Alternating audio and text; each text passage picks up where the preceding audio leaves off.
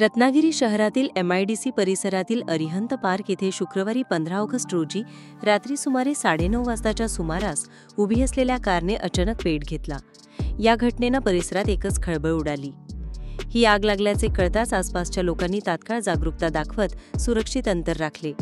पाहता पाहता मोठी गर्दी जमली। सुदैवाने या घटनेत कोणीही जखमी झाले नाही। आग लागल्याची माहिती मिळताच MIDC अग्निशमन दलाच्या गाड्या तत्काळ घटनास्थळी दाखल झाल्या।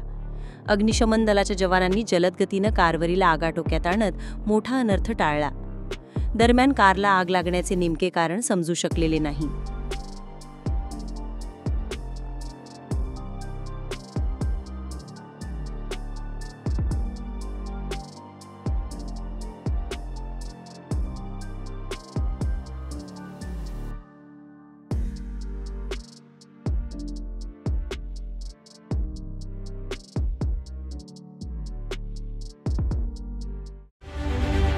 रत्नागिरी 24 न्यूज चॅनलला आताच सबस्क्राइब करा आणि शेअर करायला विसरू नका।